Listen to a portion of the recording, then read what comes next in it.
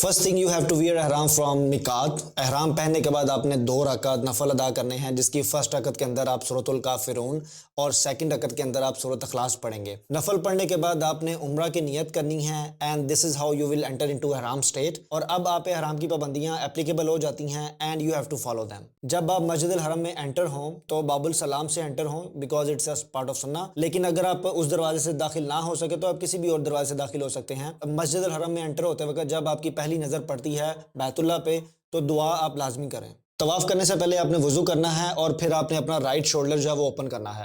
حجر اسود سے آپ کا طواف شروع ہوگا. آپ نے حجر اسود سے استلام کر کے پورے 7 چکر لگانے ہیں. تو اس طرح آپ کے ٹوٹل جو چکر ہوں گے کعبہ کے جو ٹوٹل راؤنڈ ہوں گے وہ 7 ہوں گے اور استلام 8 دفعہ ہوں گے. پہلے 3 چکر میں مرد جو ہیں وہ رمل کریں گے یعنی ہلکا ہلکا وہ بھاگیں گے. تو اس طرح سے جو ہے وہ آپ کا طواف پورا ہوگا. طواف پورا کرنے کے بعد آپ نے 2 رکعت اس طرح ادا کرنے ہیں کہ مقام ابراہیم آپ کے اور بیت اللہ کے درمیان میں آئے.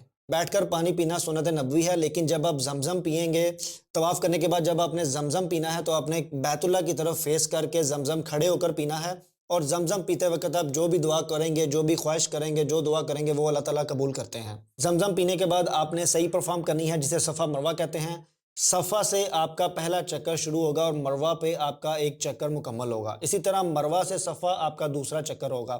تو ٹوٹل آپ نے 7 چکر پورے کرنے ہیں. طواف کرتے وقت جس طرح آپ استلام کرتے ہیں حجر اسود کی طرف، اسی طرح جب آپ صفا سے اپنا پہلا چکر سٹارٹ کریں گے تو آپ نے بیت اللہ کی طرف اپنے ہینڈ ریز کرنے ہیں، دعا کرنی ہے. اور وہی سیم پروسیجر آپ نے مروہ پہ جا کے کرنا ہے. آپ نے جب مروہ پہ جانا ہے تو آپ نے اپنے ہینڈ ریز کرنے ہیں کعبہ کی طرف اشارہ کر کے. صفا اور مروہ کے درمیان 50 میٹر کا جو ایریا ہے جہاں پہ انہوں نے گرین لائٹ لگائی ہوئی ہے، وہاں پہ مرد جو ہیں وہ بھاگ کر جائیں گے because it is a part of سنہ. صحیح پرفارم کرنے کے بعد مین اپنا ہیڈ شیو کریں گے اور فیمیل اپنے تھوڑے سے بال ٹرم کریں گی. اور اس پروسیس کے اندر تاخیر نہیں ہونی چاہیے، ڈیلے نہیں ہونا چاہیے. عمرہ کی مبارک ہو. اللہ تعالیٰ آپ کا اور میرا عمرہ قبول فرمائے. Now you are free from restrictions of احرام.